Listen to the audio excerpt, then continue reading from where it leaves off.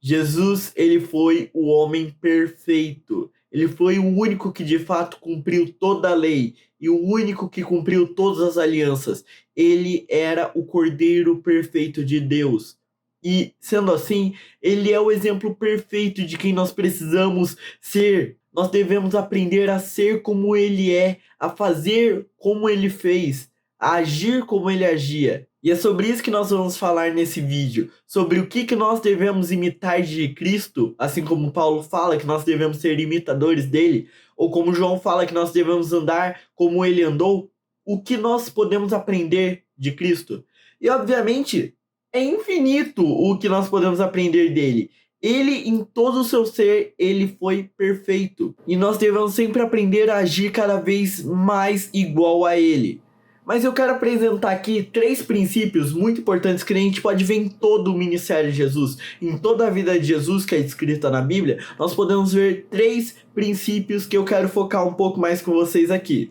O primeiro princípio, eu quero começar falando dele, lendo o que está escrito em Mateus 22, a partir do versículo 34. Ao ouvirem que Jesus tinha deixado os saduceus sem resposta, os fariseus se reuniram.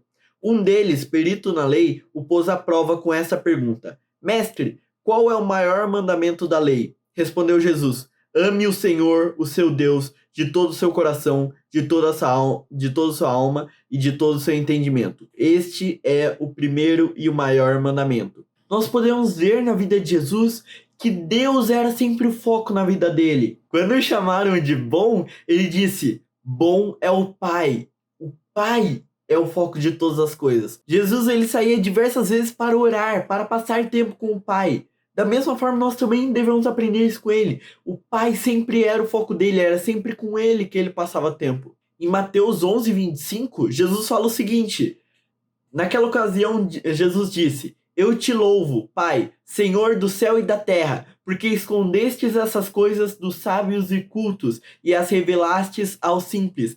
Cara, ele tava louvando ali, cara, ele tava agradecendo a Deus, ele tava falando diretamente com o Pai, ele amava o Pai. Da mesma forma, nós devemos amar também, porque nós nos tornamos filhos. E assim como ele, nós devemos aprender a termos esse nosso relacionamento com agora o nosso Pai. O segundo é na continuação do primeiro texto que eu falei, a partir do versículo 39. E o segundo é semelhante a ele: ame o seu próximo como a si mesmo. Destes 2 mandamentos dependem toda a lei e os profetas. No ministério de Jesus não existia preconceito, não existia distinção de pessoas. Ele pregava para os pobres, para os ricos, para os doentes e para os curados. Quando ele morreu, com o sangue dele ele comprou, a Bíblia fala que ele comprou pessoas de todas as tribos, línguas, povos e nações. Foi para todos os tipos de pessoas que Jesus morreu. Ele curava, cuidava, ensinava e corrigia a todos de forma igual. Mas as boas novas de Jesus não foram só para todas as pessoas. Ele também amou todas as pessoas. Eu não posso deixar de falar desse assunto sem ler o que está escrito em João 11:35, onde Jesus está visitando o túmulo de Lázaro, que segundo a Bíblia era um grande amigo de Jesus. E Jesus, ao ver o túmulo de Lázaro, a Bíblia fala 2 palavras: Jesus chorou. Ali, Jesus, mesmo ele sabendo, Jesus sabia que ia ressuscitar Lázaro. Ele foi lá justamente para esse motivo.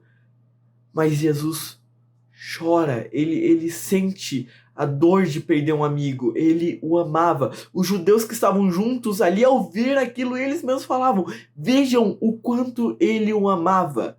Jesus, ele se compadecia pelo povo. João Batista, depois de ser decapitado, Jesus, ele sofreu luto pela perda de seu primo. E ele, passando por lugares solitários para pensar, porque ele estava de luto, ele via todo aquele povo se aproximando dele, e a Bíblia diz que ele se compadecia do povo, e por isso começou a ensinar, começou a curar os que estavam ali. Jesus com luto, Jesus sofrendo pela perda do primo, ele não deixou de se compadecer pelo povo. Ele podia ter expulsado ali todo mundo, querer ter um espaço, porque ele precisava daquele espaço, ele estava de luto, mas ele se compadeceu por aqueles que estavam lá. Também outra passagem que mostra que Jesus se compadecia pelo povo é uma vez que ele está passando pela cidade de Naim, lá ele vê o enterro do filho de uma viúva. Ou seja, uma viúva, ela já perdeu o marido, ela já sofreu luto pelo marido. E quando isso acontece, normalmente, a única forma das mulheres naquela época conseguirem se sustentar, ou continuar a ter alguém próximo, seria por causa do filho. Um filho ou uma filha que estivesse com ela. Mas ali vemos essa viúva que passou pelo luto do marido, passando de novo pela mesma situação, só que com o filho. A única pessoa que poderia continuar com ela, que poderia ainda sustentar ela. Então na Bíblia diz que quando Jesus viu aquela situação, Jesus se compadeceu pela viúva. E ele foi lá e ressuscitou o filho dela. Mas o amor de Jesus não foi só por aqueles que estiveram próximos dele em seu ministério. O maior exemplo de amor de Jesus, o maior exemplo de amor da história foi naquela cruz, onde ele mesmo, sabendo do nosso pecado, sabendo que nós recusaríamos, que nós nos esconderíamos, nós não iríamos querer ele morreu por nós, ele nos amou primeiro, mais do que nós podemos amar, e é por isso que nós amamos ele. Mas mais do que a própria realidade que ele vivia aqui na terra, Jesus vive essa realidade na Trindade. A Trindade é o exemplo perfeito de união, de amor, porque são 3 seres diferentes, só que eles são tão unidos que eles se tornam um. É o exemplo perfeito de unidade, de comunhão, de amor. E da mesma forma que Jesus vive essa realidade de união, de amor entre os próximos, é a realidade que ele quer que nós tenhamos. Em João 17, Jesus ora por nós, mas ele ora um negócio específico. Em João 17, a partir do versículo 20, fala o seguinte: a minha oração não é apenas por eles, peço também por aqueles que crerão em mim, por meio da mensagem deles, para que todos sejam um. Pai, como tu estás em mim e eu estou em tu, que eles também estejam em nós, para que o mundo creia que tu me enviaste. Dê-lhes a glória que me deste, para que eles sejam um, como nós somos um. Eu neles e tu em mim, que sejam levados à plena unidade, para que o mundo saiba que tu me enviaste e eu os amaste, assim como amaste a mim. Pai, quero que os que me deste estejam comigo onde eu estou e vejam a minha glória, a glória que me deste porque me amaste antes da criação do mundo. Pai justo, embora o mundo não te conheça, eu te conheço, e estes sabem que me enviaste. Eu os fiz conhecer o teu nome e continuarei fazê-lo, a fim de que o amor que tens por mim seja neles e eu neles esteja. Ou seja, nessa oração de Jesus, a oração de Jesus tem com o Pai, ele demonstra esses 2 princípios que a gente está falando. Ele mostra o amor que o pai tinha pelo filho e o filho tinha pelo pai. A obsessão, ele fala, eu contei de ti para eles. O pai era o foco para Jesus. E ele também mostra a realidade de união que tinha do pai com o filho. E é essa mesma união nós devemos ser entre nós e nós com eles. E o último, que eu com certeza não podia deixar de citar, é santidade. Jesus, ele era o Cordeiro perfeito. A forma de dizer Cordeiro de Deus é porque lá no Antigo Testamento era necessário fazer o sacrifício de um cordeiro perfeito. Ele não podia ter nenhum problema.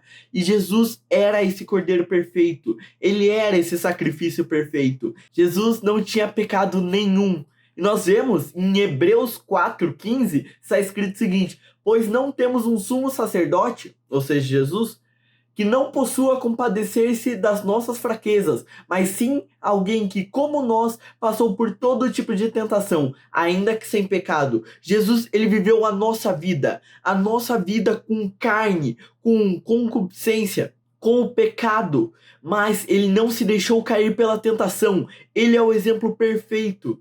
Jesus, ele veio para abrir um caminho novo, um caminho de salvação, mas esse caminho é santo, é bom, e é justo, é um caminho que nós devemos seguir todos os dias e que nós não fomos deixados sozinhos para seguir esse caminho, sem um guia, sem ajuda. Ele nos deixou o conselheiro, o Espírito Santo, que nos ajuda a todos os momentos a sermos cada vez mais parecidos com Cristo. Nós temos ajuda e nós sempre podemos contar com ele para nos ajudar. Eu espero que nós possamos cada vez mais buscarmos ser mais parecidos com Cristo, vivermos cada vez mais parecidos como Ele viveu, sermos cada vez mais próximos de Deus e de como Ele é santo, perfeito, assim como está escrito, sejam santos como o Pai Celestial de vocês são. Jesus falou isso. Nós devemos aprender cada vez mais com Ele, nesse ambiente de contemplação, em que nós somos moldados a como Ele é. Se você gostou desse vídeo, deixe seu like, não se esqueça de se inscrever também aqui no canal. Espero estar aqui continuando, gravando esses vídeos para vocês. E é isso, falou, gente!